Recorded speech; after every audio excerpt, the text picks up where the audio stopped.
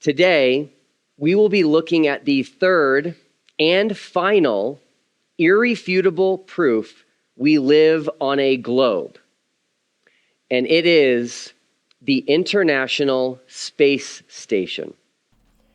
Okay, guys, I'm going to try to share a point of view about the space station with Will Duffy and anyone else that is interested in trying to comprehend what you clearly don't comprehend. And it's not that I know something you don't know. The point I want to make is just follow along, and hopefully the things that I say speak to you in the way that they've spoken to me. Revelation 13, verse 4. And they worshipped the dragon, which gave power unto the beast. And they worshipped the beast, saying, Who is like unto the beast? Who is able to make war with him? Here is a picture of it, taken a few years ago, from a Soyuz spacecraft after undocking. The ISS, as it's referred to, has been the Achilles heel of flat earthers for 25 years now. We will briefly cover the history of the ISS, and then more importantly, the history of the flat earth community trying to refute the ISS, only to come up with egg on their face over and over again. In 2024, and going back to 2012, I believe, NASA has a commercial resupply service contract with SpaceX to use their Dragon vehicle, the Cargo Dragon and the Crew Dragon, to bring critical science, hardware, and supplies to crew aboard the International Space Station. And starting in 2021, the Dragon capsule is the sole vehicle that the astronauts ride on to go to the International Space Station. So the Dragon capsule resupplies it and brings everything it needs to be there to it. It is a multinational project put together over years via the collaboration of many space agencies from the United States, Russia, Japan, Canada, and multiple countries in Europe.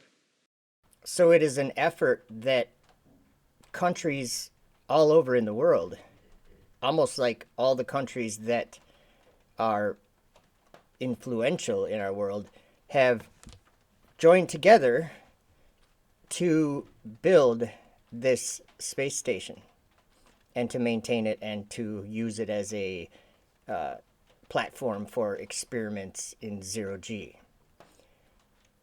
That sounds almost like a one world team, doesn't it? The first part of the ISS was launched into space back in 1998. And since then, other parts were launched into space, and the ISS was constructed piece by piece in space. Starting in 1998, going up to 2011, when the space shuttle was retired, there was 36 space shuttle assembly flights to build the space station and 6 Russian Proton and Soyuz rocket launches. So that's how they built the space station, was by taking those 36 space shuttle flights and having the parts of the space station, the modules and whatever, they put them in the payload bay of the shuttle, and then they would fly it up there and attach these things to the space station. And it took from 1998 to somewhere around 2011. And then the space shuttle was the it was retired. And there's an interesting thing about the space shuttle. It had wings, which was kind of weird because there's no air in space. So it had wings. In the first year of Belshazzar, king of Babylon, Daniel had a dream and visions of his head upon his bed. Then he wrote the dream and told the sum of the matters. Daniel spake and said, I saw in my vision by night, and behold, the four winds of the heavens strove upon the great sea. And four great beasts came up from the sea, diverse one from another. The first was like a lion, and had eagle's wings. I beheld till the wings thereof were plucked. And it was lifted up from the earth, and made stand upon the feet as a man, and a man's heart was given to it. I saw in my vision by night, and behold, the four winds of the heavens strove upon the great sea. And four great beasts came up from the sea, diverse one from another. The first was like a lion, and had eagle's wings.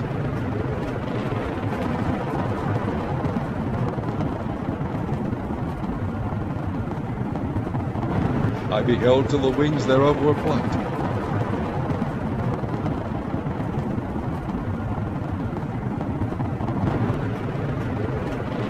And it was lifted up from the earth,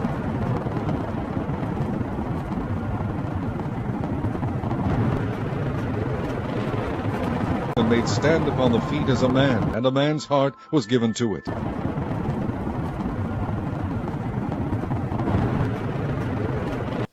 So the shuttle program was retired in 2011, and that actually left kind of a problem for NASA, because they had no other way to get astronauts up to the space station anymore, because the space shuttle was abruptly retired, and there was lots of reasons for that. So for the next 9 years, from 2011 until 2000, almost 21, but to 2020, the only way that NASA astronauts got to and from the space station was by riding on a Russian Soyuz. They were paying like $80-90 million a seat to ride on a Russian Soyuz. And that is significant. I think you asked how did I get up to the ISS and how long do I spend, and I came up here just like all the crew members since the space shuttle retired in 2011. We all fly on the Russian Soyuz rocket and Soyuz spacecraft. And behold another beast, a second, like to a bear, and it raised up itself on one side. We all fly on the Russian Soyuz rocket and Soyuz spacecraft. Like to a bear, and it raised up itself on one side, and it had 3 ribs in the mouth of it between the teeth of it. And they said thus unto it, Arise, devour much flesh. Since the end of the shuttle program, the only ride to the station has been on the Russian Soyuz. But by working with SpaceX and Boeing, there's soon going to be a new fleet of spacecraft capable of bringing humans to low Earth orbit. And of course, all of this supports the mission of the International Space Station, humanity's premier laboratory in space, where we're pushing the boundaries in science and technology every single day. And behold another beast, a second, like to a bear. And it raised up itself on one side, and it had 3 ribs in the mouth of it, between the teeth of it. And they said thus unto it, Arise, devour much flesh.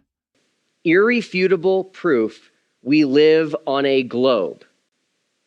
And it is the International Space Station.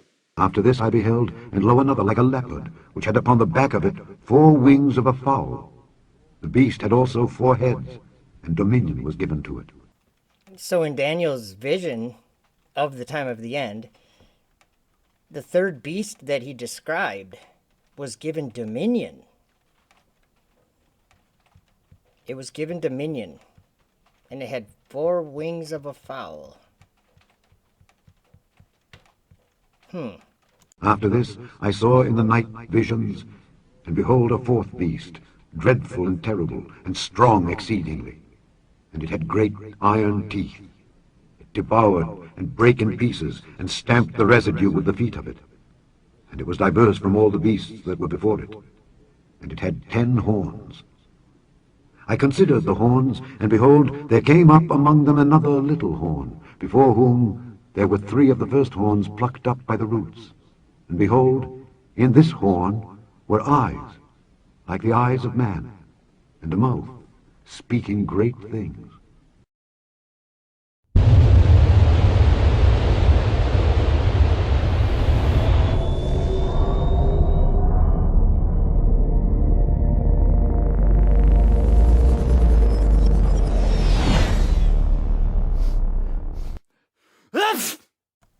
I'm going to make this video around 10 minutes, a little bit more, and I will make another video continuing on from here, and we're going to be looking at the beasts that were described by the prophets.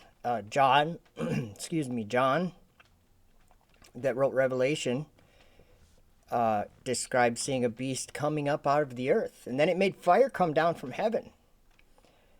Have you guys heard of the Falcon 9 rocket that Elon Musk has going, and they've actually landed this booster back on Earth to reuse it over 200 times? It makes fire come down from the sky. That's how it lands. It launches the second stage, and then it breaks in pieces. It separates, and the booster does a boost back burn. That's fire, and then it does an entry burn, and then it does a landing burn. So this is firing the rocket engines as it's coming down to the earth from heaven. It's not something to ignore. So here's a little clip, and this will end this video, but look for the next video because this goes into some interesting detail, and I don't know anything you don't know, but it's interesting to look at what these descriptions are.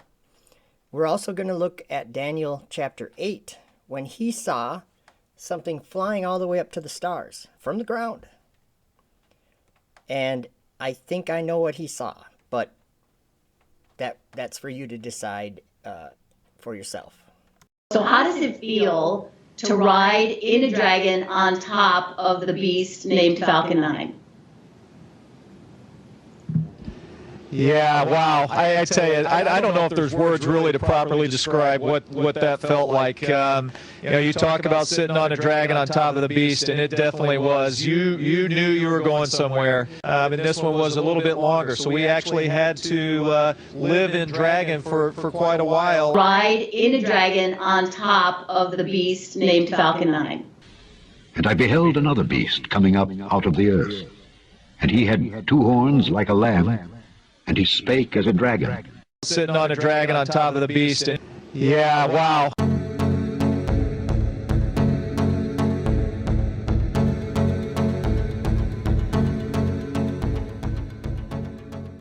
Stage 1 entry startup. And he doeth great wonders, so that he maketh fire come down from heaven on the earth in the sight of men. And he doeth Stage great 1 is wonders, transonic. so that he maketh fire come down from Stage heaven 1 on the landing earth in the startup. sight of men. Fire come down from heaven on the earth. Stage 1 landing leg deploy. Fire come down from heaven on the earth.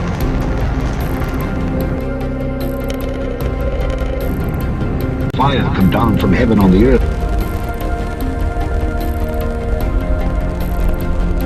Falcon 9 has landed. Sitting on a dragon on top of the beast. It's a bottomless pit. In this abyss of darkness. They really believe in the space frontier of the abyss, so to speak. The good abyss. The good abyss.